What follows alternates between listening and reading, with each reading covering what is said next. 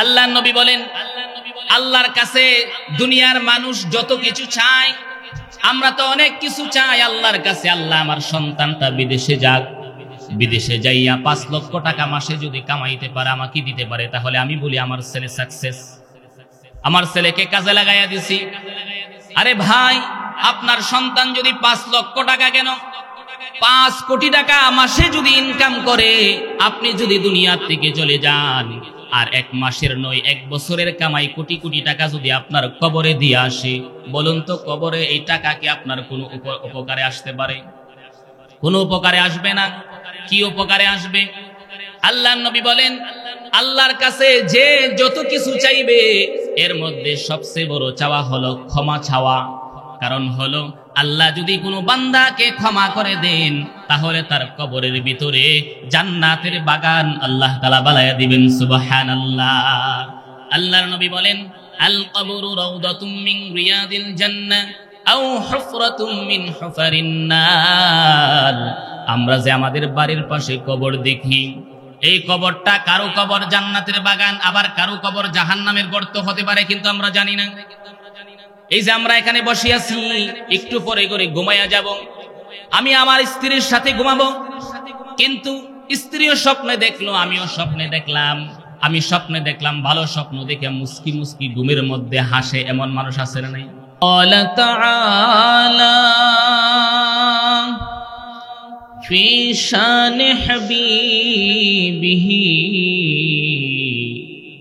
ইন্নাল্লাহা ওয়া মালাইকাতাহু ইউসাল্লুনা আলান নবী ইয়া আইয়ুহাল্লাযীনা আমানু সাল্লু আলাইহি ওয়া সাল্লিমু তাসলিমা। আল্লাহুম্মা সাল্লি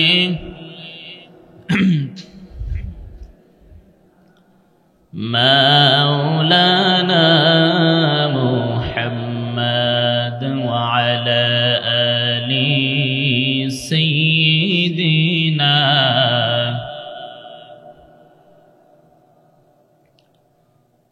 কবে জানি ডাকে সে যাই,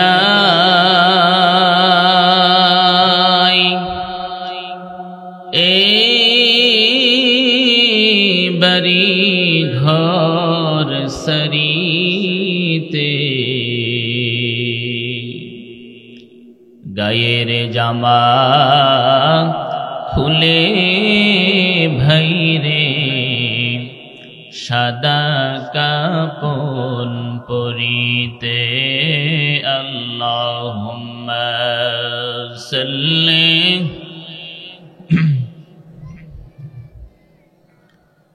মাওলানা মুহাম্মদ ওয়া আলা সাইয়্যিদিনা।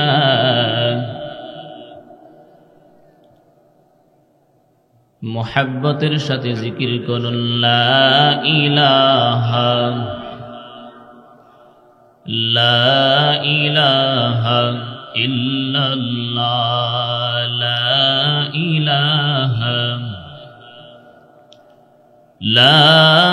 ইলাহা ইল্লাল্লাহ, লা ইলাহা ইল্লাল্লাহ,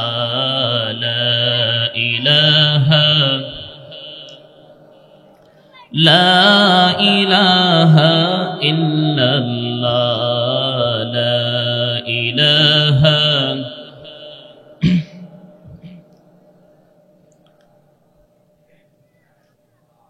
বেলাল বলেন এক আল্লাহ, উমাইয়া বলে বারাজালা। বেলাল বলেন এক আল্লাহ, উমাইয়া বলে বারাজালা। আল্লাহ বলেন ও জিবরাইল, আল্লাহ বলেন ও জিবরাইল, জান্নাত জান্নাতেরি খুলো তালা লা ইলাহা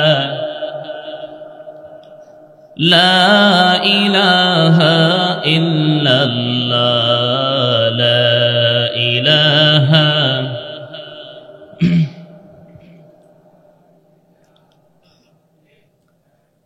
আসিয়া বলেন এক আল্লাহ ফেরাউন বলে বারাজালা আসিয়া বলেন ফেরাউন বলে বারাজালা আল্লাহ বলেন ও জিবরাইল আল্লাহ বলেন ও জিবরাইল জান্নাতেরি খুলো তালা লা ইলাহা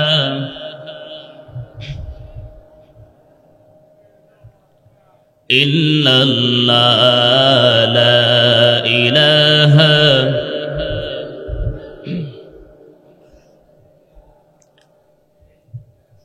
জিকির করতে কি খারাপ লাগে? জিকির করলে লাভ আছে না নাই? আমাদের নবীজি হুজুর একটু আগে বললেন যে আমাদের নবীজি জিন্দেগিতে কোনোদিন মিথ্যা কথা তিনি তার পবিত্র জবান দিয়ে বলেছেন যে ব্যক্তি এই পৃথিবীতে তার জিহ্বাকে আল্লাহর জিকির দ্বারা তরতাজা রাখবে, কঠিন মুসিবতের দিনে তার কোনো পেরেশানি থাকবে না, চিন্তা থাকবে না, হাসতে হাসতে আল্লাহর তৈরি জান্নাতের ভিতরে ঢুকে যাবে। সুবহানাল্লাহ। আর জিকির তো সবাই করছে, কথা ঠিক না বেঠিক? হামেশা জিকির কর মুমিন গাফিল থাইকো না,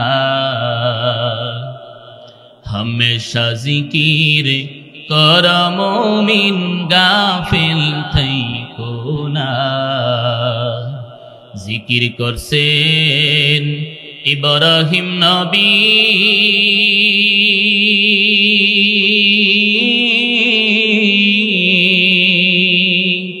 নমরুদেরা গুনে ফেলি, আগুন হইল ফুল বাগিচা,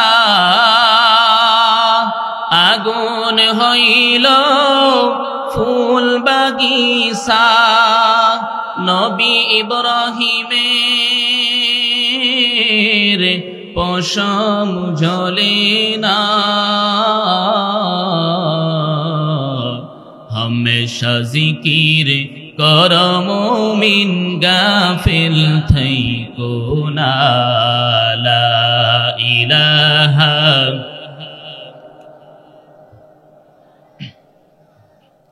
ইল্লাল্লাহ লা ইলাহা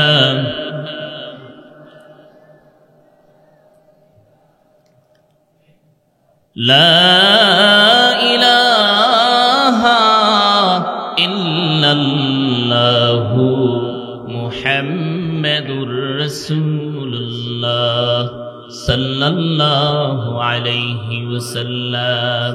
আলহামদুলিল্লাহ, আল্লাহ সুবহানাহু ওয়া তাআলার দরবারে লক্ষ কোটি শুকর যে মহান মালিক আমাদিগকে অনেক মানুষ থেকে ফারেক করে আরামের বিছানাকে ত্যাগ করে একটি জান্নাতের বাগানে আল্লাহ এবং তার রাসূলের কথা শোনার ব্যবস্থাপনায় আমাদেরকে আসার বসার তৌফিকটুকুন যে মহান মালিক আমাদিগকে দান করলেন, সেই মহান মালিকের দরবারে একবার শুকরিয়া তান, দিল খুলে মুখ বড়ে উচ্চ আওয়াজে মোহাব্বতের সাথে একবার পুরি আলহামদুলিল্লাহ। আরো জোরে বলতে হবে, কারণ আমাদেরকে সুস্থ রাখছেন কে? যে জবান দিয়া কথা বলতেছেন সেই জবানটা কার দেওয়া? যে শক্তি দিয়া আল্লাহর প্রশংসা করতেছেন, শুকর আদায় করতেছেন, এই শক্তিটা কার দেওয়া? আল্লাহর দেওয়া শক্তি দিয়া, আল্লাহর দেওয়া জবান দিয়া একবার জুড়ে সুরে বলি আলহামদুলিল্লাহ।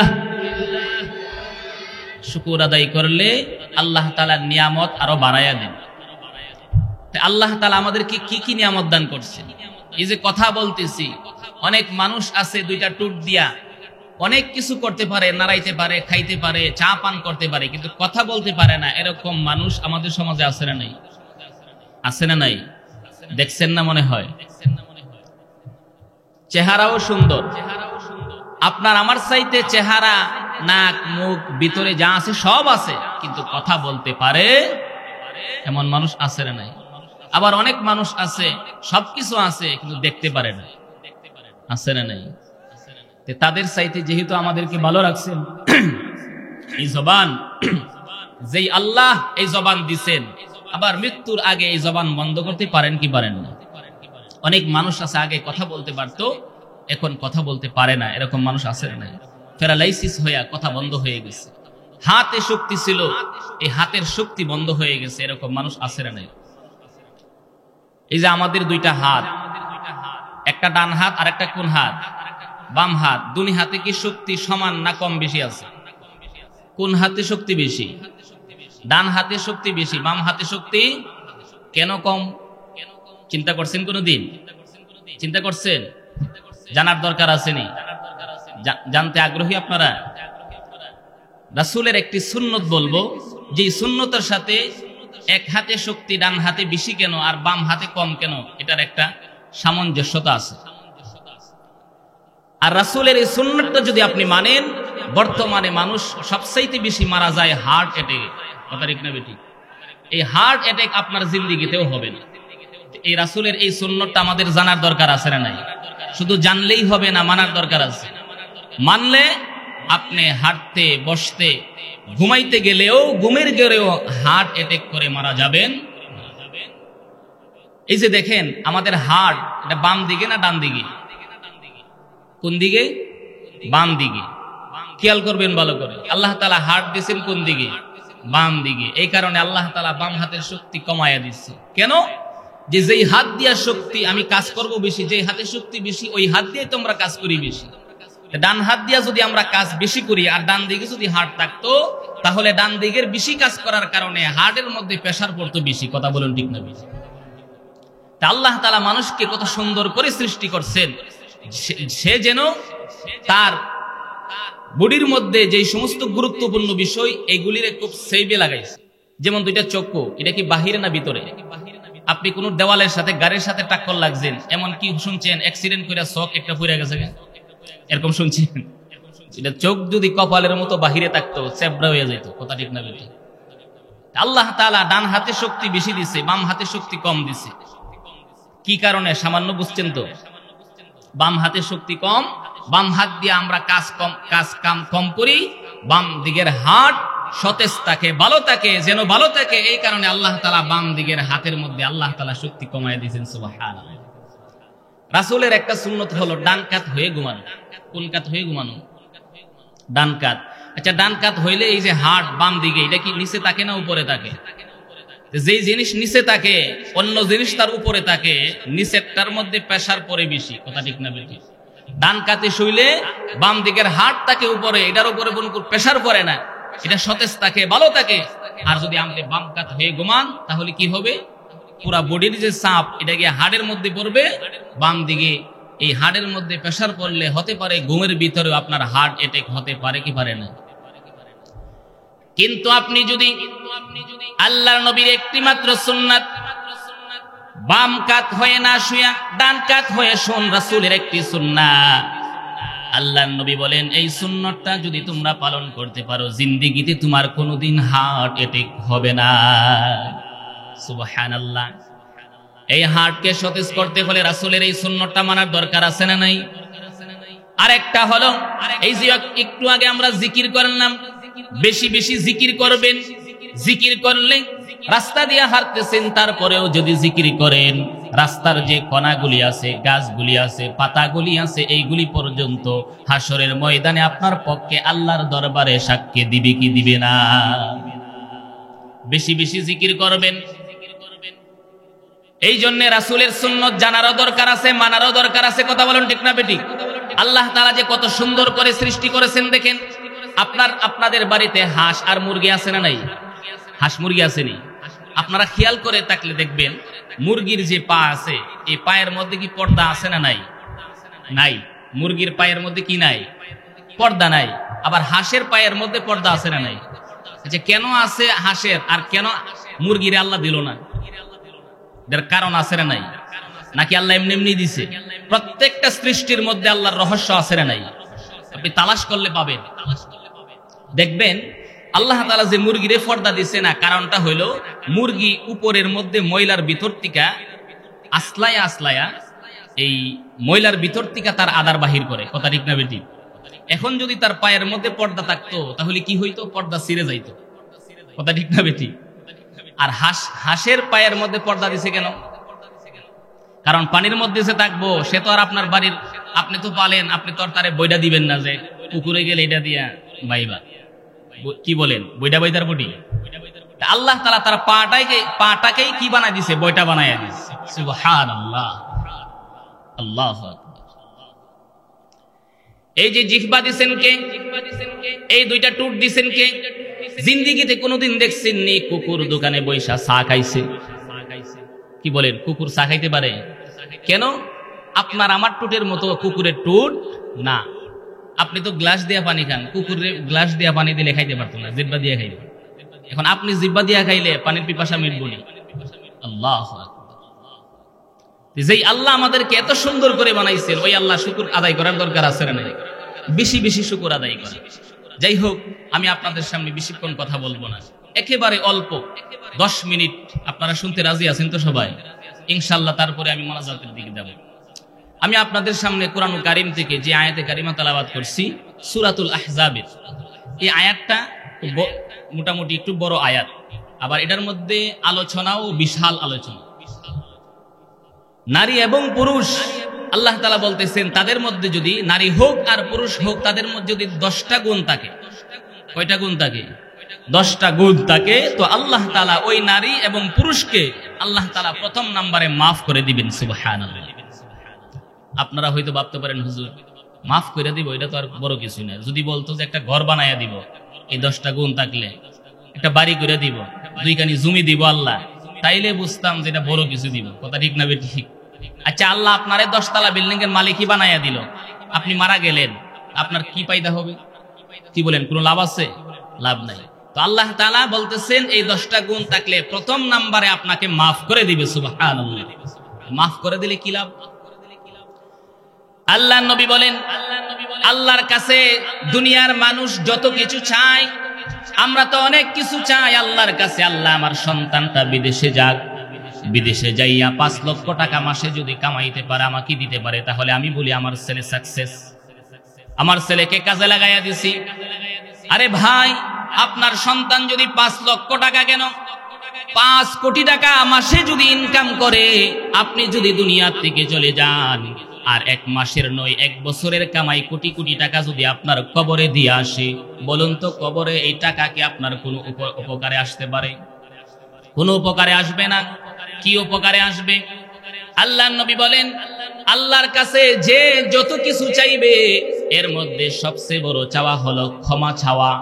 কারণ হলো আল্লাহ যদি কোনো বান্দাকে ক্ষমা করে দেন, তাহলে তার কবরের ভিতরে জান্নাতের বাগান আল্লাহ তাআলা বানায়া দিবেন। সুবহানাল্লাহ। আল্লাহর নবী বলেন, আল কবরু রাউদাতুম মিন রিয়াদিল জান্নাহ আও হুফরাতুম মিন হুফারিন নার। আমরা যে আমাদের বাড়ির পাশে কবর দেখি, এই কবরটা কারো কবর জান্নাতের বাগান, আবার কারো কবর জাহান্নামের গর্ত হতে পারে, কিন্তু আমরা জানি না। এই যে আমরা এখানে বসে আছি, একটু পরে করে ঘুমাইয়া যাব, আমি আমার স্ত্রীর সাথে ঘুমাবো, কিন্তু স্ত্রীও স্বপ্নে দেখলো, আমিও স্বপ্নে দেখলাম। আমি স্বপ্নে দেখলাম, ভালো স্বপ্ন দেখে মুস্কি মুস্কি ঘুমের মধ্যে হাসে, এমন মানুষ আছে না নাই?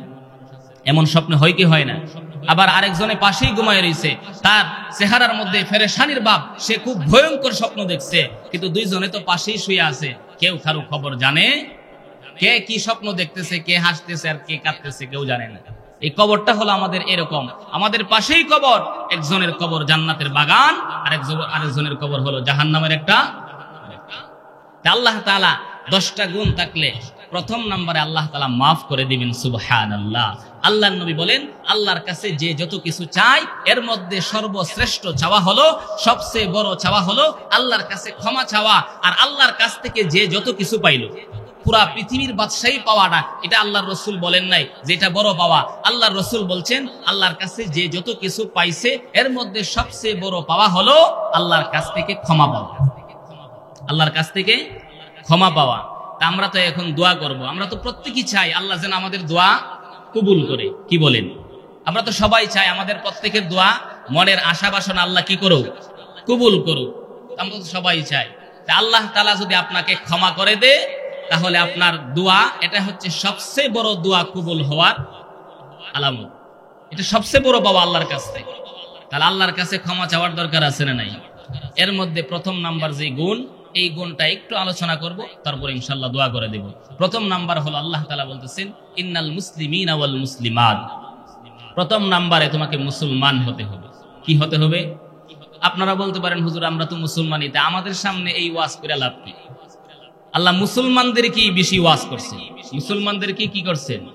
বেশি ওয়াজ করছেন। ক্লাসের ছাত্রদেরকে তো শিক্ষক বেশি বেশি তাদেরকে আদব কায়দা শিক্ষা দেয়। যারা বাহিরে ঘোরাফেরা করে তাদেরকে কিন্তু কি শিক্ষা দেয় না? কথা ঠিক না বেঠিক? তা আল্লাহ তাআলা মুমিন মুসলমানদেরকে বলতেছেন ইয়া আইয়ুহাল্লাযীনা আমানুত্তাকুল্লাহ হাক্কা তুকাতিহি ওয়া লা তামুতুন্না ইল্লা ওয়া আনতুম মুসলিমুন। আল্লাহ তাআলা বলতেছেন ও ঈমানদারেরা, যারা আল্লাহর উপর ঈমান আনছো, তোমরা মুসলমান না হইয়া কিন্তু মইরো না। আমরা তো নিজেদেরকে মুসলমানই দাবি করতেছি, আবার আল্লাহ বলতেছে যারা আমি আল্লাহর উপর ঈমান আনছো, আমি আল্লাহকে ভয় করো, আর মুসলমান না হইয়া কিন্তু মইরো। তাহলে মুসলমান আমরা দাবি করার পরেও আমাদের মধ্যে মুসলমানের ঘাটতি আছে না নাই? এক নম্বরে হলো মুসলমানের যে স্বভাব, এর স্বভাবের মধ্যে একটা স্বভাব হলো মুসলমান মিথ্যা কথা বলবে। মুসলমান কোনোদিন মিথ্যা কথা বলতে পারে। আল্লাহর নবী সবচাইতে বেশি ঘৃণা করতেন ওই ব্যক্তিকে, যেই ব্যক্তি বেশি মিথ্যা কথা বলবে। মিথ্যা কথা বলাটা আল্লাহর রাসূল দেখতেই পারতেন না, বরদাস্ত করতে পারতেন না, যে হাই হাই এই লোকটা মিথ্যা কথা বললো, তার কি হয়ে গেল যে সে মিথ্যা কথা বললো। মিথ্যা কথা বলাটাকে আল্লাহর রাসূল পছন্দই করতেন না। আমার আপনার নবী সত্য কথা বলতেন না, মিথ্যা কথা জিন্দেগিতে কোনোদিন বলছেন? সারা জিন্দেগির ভিতরেও একটা মিথ্যা কথা তিনি বলেন। এই কারণে অনেক কাফের মুশরিক পর্যন্ত আল্লাহর নবীর এই চরিত্র দেখে মুসলমান হয়ে গেছে। একটি ঘটনা বলে শেষ করে দেব। আমার আপনার নবী এমনি ভাবে বয়ান করতেছেন, বয়ানের বিষয় ছিল জাকাত দেওয়ার ফজিলত, জাকাত দিলে কি লাভ হয়। আল্লাহর নবী যখন বয়ান করতেন, দেখবেন অনেক মাহফিলের মধ্যে অনেক হিন্দু লোকেরা আইসাও বসে কি বসে না? আমার আপনার নবী যখন বয়ান করতেন, অনেক ইহুদি খ্রিস্টান তারা আইসাও আমার আপনার নবীর বয়ানের মধ্যে বৈশা যাইতো, বয়ান শুনতো। সুবহানাল্লাহ। আমার আপনার নবী বয়ান করতেছেন যাকাতের ফজিলত নিয়ে, আল্লাহর নবী বয়ান করতেছেন, বলতেছেন যে এই ব্যক্তি যাকাত দিবে তার মাল পবিত্র হয়ে যাবে। আর পবিত্র মাল যখন পবিত্র হয়ে যাবে, এই মাল চুরি করতে পারবে না, ডাকাতি করতে পারবে না, আগুনে নষ্ট হবে না, পানিতে নষ্ট হবে না, কেউ তার মাল ধ্বংস করতে পারবে না।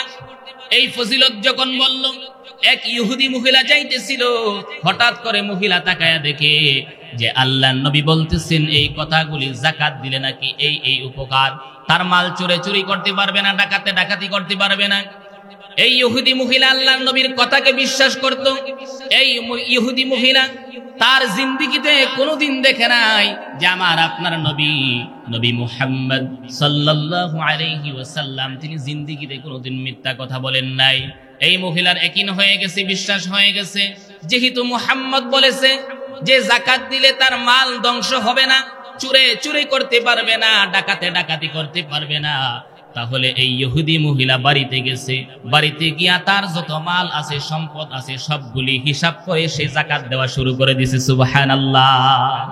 যাকাত দেওয়া এটা কি ইহুদিদের কাজ না মুসলমানদের কাজ? মুসলমানদের কাজ। এবার তার আশেপাশের যে লোক ছিল তারা বলতেছে, ও মহিলা তোমার কি হয়ে গেল, তুমি যাকাত দিতেছো, এই যাকাত দেওয়া তো মুসলমানদের কাজ না, তাহলে তুমি কি মুসলমান হয়ে গেছো? ইহুদি মহিলা বলতেছে, না না, আমি তো মুসলমান হই নাই। তাহলে তুমি যাকাত দিতেছো কেন? যাকাত দেওয়া তো এটা মুসলমানের কাজ। ওই ইহুদি মহিলা তখন বলতেছে, যে আমি যাকাত দিতেছি এই কারণে নবী মুহাম্মদ সাল্লাল্লাহু আলাইহি ওয়াসাল্লাম বলেছেন, যেই ব্যক্তি যাকাত দিবে, যাকাত দিলে নাকি যাকাতের মালগুলি পবিত্র হয়ে যায়, আর পবিত্র মালের জিম্মাদারি স্বয়ং আল্লাহর হাতে চলে যায়। আর আল্লাহর হাতে কোনো মালের জিম্মাদারি যখন চলে যায়, ওই মাল কোনোদিন ধ্বংস হয় না, কেউ ধ্বংস করতে পারে না। আমি আমার নিজের মাল সম্পদকে হেফাজতের জন্য আমি যাকাত দিতেছি। সুবহানাল্লাহ। উদ্দেশ্য তো আমাদের মুসলমানদের মতো না। আমরা তো যাকাত দেই আল্লাহর হুকুম আর আল্লাহ তাআলার পক্ষ থেকে নেক পাওয়ার জন্য। আর ইহুদি মহিলা যাকাত দিতেছে কোন কারণে? তার মালকে হেফাজত করার জন্য। এমন সময় এই মহিলা যখন যাকাত দিল, যাকাত দেওয়ার পরে একদিন সে অন্য দেশ থেকে মালামাল নিয়া উট বুঝাই করে মদিনাতে ঢুকবে। এর আগেই রাস্তার মধ্যে শুনতেছে যে তার আগে যারা ছিল কাফেলা, এই কাফেলা ডাকাতের হাতে পড়ছে, ডাকাতে তাদের মাল লুটপাট করে নিতেছে।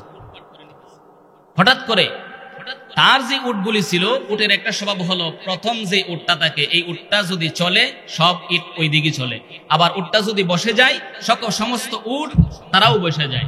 হঠাৎ করে দেখলেন তার সামনের যে উটটা ছিল, এই উটটা পায়ে ব্যথা পেয়ে বসে গেছে। সুবহানাল্লাহ।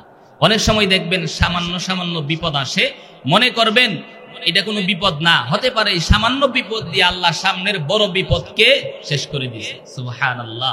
এরকম হতে পারে কি পারে না? ওই মহিলা চিন্তা করলো, হায় হায়, আমার সামনের যারা ছিল তারা তো ডাকাতের হাতে লুটপাট হইতেছে, তো আমি তো এখানে বসে গেছি, বসা অবস্থায় তো আমার কাছ থেকে আরো বেশি লুটপাট হওয়ার সম্ভাবনা আছে। এমন সময় মনে পড়ে গেল যে আল্লাহর নবী মুহাম্মদ সাল্লাল্লাহু আলাইহি ওয়াসাল্লাম, তিনি তো জিন্দেগিতে কোনোদিন মিথ্যা কথা বলেন নাই। তিনি তার পবিত্র জবান দিয়া বলেছেন যে এই ব্যক্তি যাকাত দিবে আর তার মাল পবিত্র হয়ে যাবে, আর পবিত্র মালের জিম্মাদারি নাকি স্বয়ং আল্লাহর হাতে চলে যায়।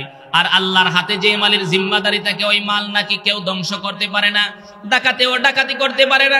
তাহলে আজকে যদি আমার মাল ডাকাতের হাতে পড়ে যায়, তাহলে আমি মুহাম্মদের কলারে গিয়া ধরবো। নাউজুবিল্লাহ, জোরে কোন।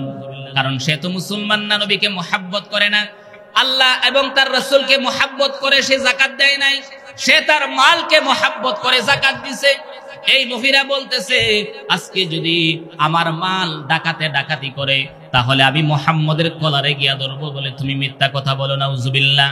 আমার আপনার নবী তো তার জিন্দেগিতে কোনোদিন মিথ্যা কথা বলেন নাই। এমন সময় তাকায়া দেখলেন হঠাৎ করে তার সামনের যে উটটা ব্যথা পেয়েছিল আস্তে আস্তে সুস্থ হয়ে গেছে। সুস্থ হয়ে হাঁটতে হাঁটতে মদিনাতে তার বাড়িতে আইসা পৌঁছলো। ডাকাতে আর ডাকাতি করতে পারলো না, এবং ওই মহিলা তার বাড়িতে গিয়ে চিন্তায় পড়ে গেল। আমি না বলছিলাম যদি আমার মাল ডাকাতি নিয়ে যায় তাহলে তার রাসূলের কলারে গিয়া ধরবো, জিজ্ঞাসা করব, কিন্তু আমার মাল তো আর ডাকাতি হইল না। রাসূলের কথা সত্য হয়ে গেল, তাহলে আমার এখন কি করার দরকার? ওই মহিলা দৌড়ে গেল রাসূলের দরবারে, আল্লাহর নবীর দরবারে গিয়া বলে, ইয়া রাসূলুল্লাহ, ইয়া হাবিবাল্লাহ, ওগো আল্লাহর হাবিব, আল্লাহর নবী, সত্য নবী, শেষ নবী, মহানবী, আমার কাছে আর প্রমাণ দিতে হবে না, আমার কাছে আর প্রমাণ লাগবে না, আমি প্রমাণ পেয়ে গেছি, এই মুহূর্তে আমাকে আপনি পড়ায়া দিন, লা ইলাহা ইল্লাল্লাহু মুহাম্মাদুর রাসূলুল্লাহ সাল্লাল্লাহু আলাইহি ওয়াসাল্লাম। এই কারণে এই যে সত্য কথা বলার দ্বারা উপকার আছে না নাই? আছে। আল্লাহ তাআলা আমাদের সবাইকে, মুসলমানদের যে স্বভাব, এই স্বভাবের মধ্যে প্রথম নাম্বার মুসলমান মিথ্যা কথা বলে না।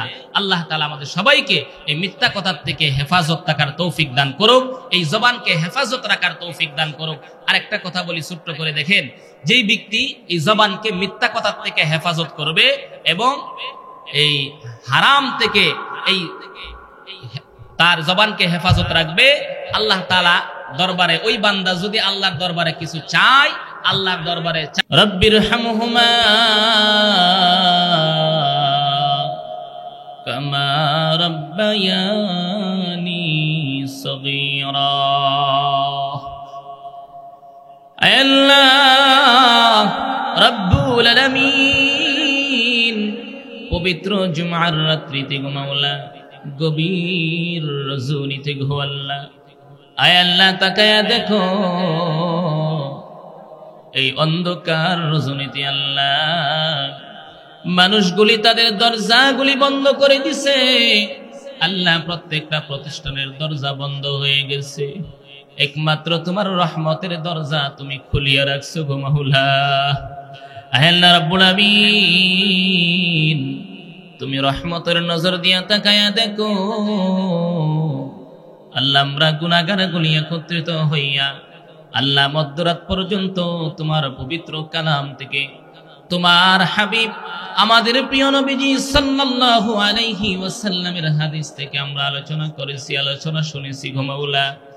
মাবুদ মেহেরবানি করিয়া আজকের এই মাহফিলের যত নেক হয়েছে গো মাওলা, সমস্ত কিছুর নেক হাদিয়া গুলি ভুল ত্রুটি গুলি ক্ষমা করে দিয়ে লক্ষ কোটি গুণে বাড়াইয়া আকে নামদার তাজদারে মদিনা নূরে মুজাসসাম নবী আলা হাবিবে খুদা দু জাহানের বাদশাহ উম্মতের কান্ডারি দয়ার নবী মায়ার নবী রাহমাতাল লিল আলামিনের রওজা মুবারকে হাদিয়াগুলি তুমি পৌঁছিয়ে দাও।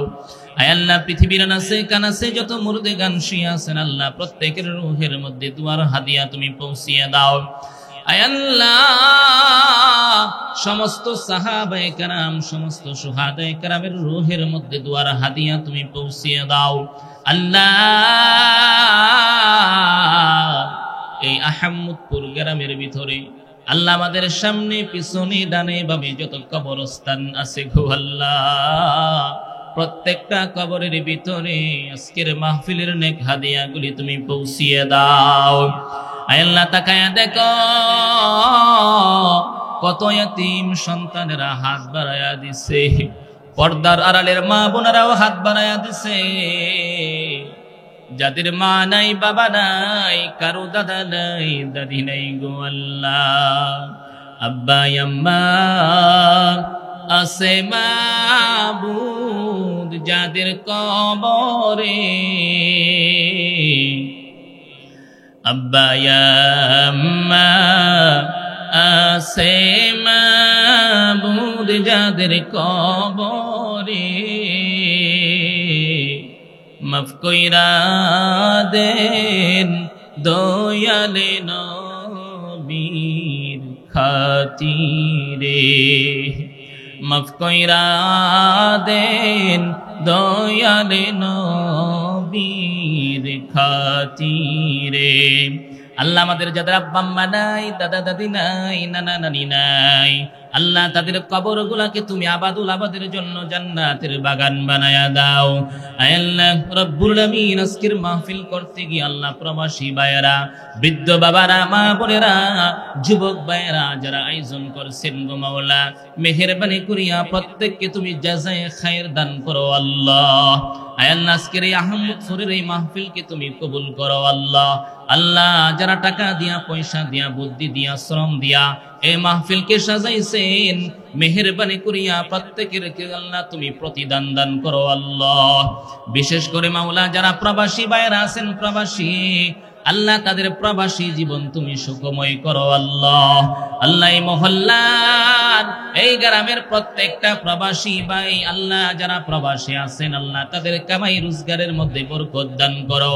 আসমানি জমিনি সমস্ত আযাব গজব বিপদ আপদ বালা মুসিবত হইতে আল্লাহ তাদেরকে কুদরতি ভাবে হেফাজত করো আল্লাহ।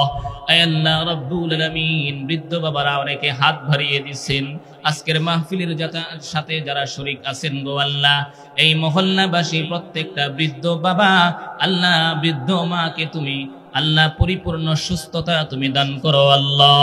এই মহল্লাবাসী গ্রামবাসী যারা অসুস্থ আছেন আল্লাহ তাদেরকে সুস্থতা দান করো, তাদের অসুস্থতা তুমি দূর করিয়া দাও আল্লাহ। আয় আল্লাহ, যত যুবক ভাইয়েরা আজকের এই মাহফিলের আয়োজনের সাথে আছেন গো আল্লাহ, ওই যুবক ভাইদেরকে তুমি কবুল করে নাও আল্লাহ। আল্লাহ, তাদের মনে যত আশা বাসনা আছে তুমি পূরণ করো মাওলা। যত মা বোনেরা হাত বাড়ায়া দিছি আল্লাহ, মা বোনদেরকে তুমি নেক হায়াত দান করো আল্লাহ, মা বোনদেরকে তুমি সুস্থতা দান করো আল্লাহ, মা বোনদের মনের আশা বাসনা তুমি পূরণ করো আল্লাহ। আয় আল্লাহ রাব্বুল আলামিন, অনেক হাফেজ সাহেব এই মাহফিলের সাথে আছেন মাওলা, এই মহল্লার যত হাফেজ আছেন আল্লাহ, প্রত্যেকটা হাফেজকে তুমি কবুল করো আল্লাহ। আয় আল্লাহ, আরেক হাফেজ সাহেব দোয়া চেয়েছেন মাওলা, তার মনের আশা বাসনা তুমি পূরণ করো মাওলা। আল্লাহ তাকে সুস্থতা দান করো আল্লাহ। আমরা যারা হাত বাড়িয়ে দিলাম আল্লাহ, প্রত্যেকের মনের আশা বাসনা তুমি পূরণ করো আল্লাহ।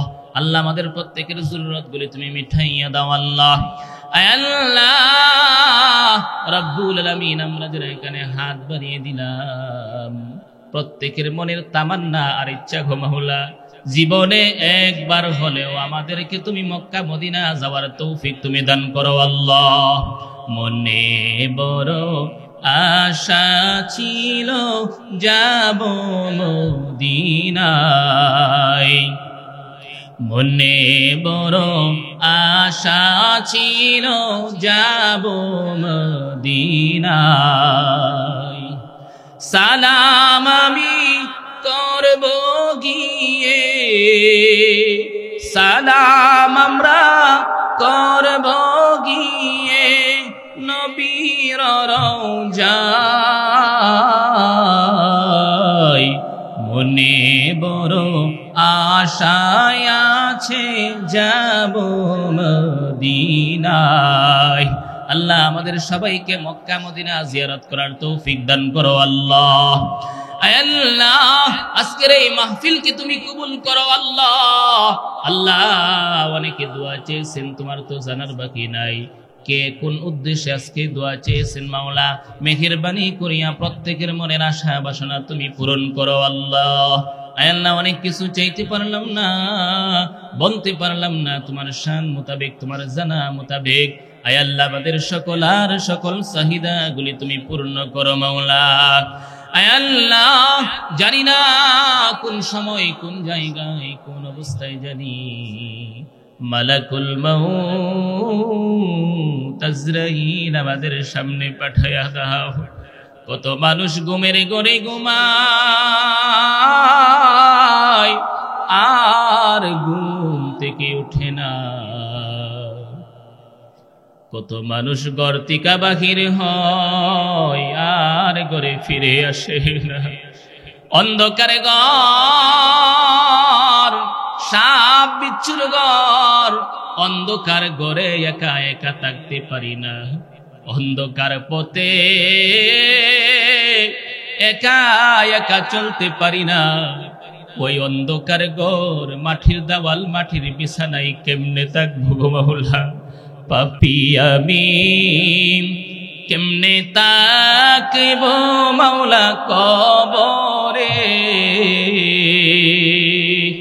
সাথী নাই রে, বাতি নাই রে কবরে। কি যে উপায় হবে রে,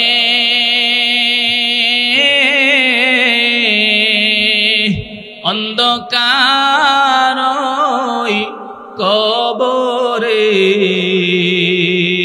মাওলা যদি মাফ না করো আমারে, মাওলা যদি মাফ না করে আমারে।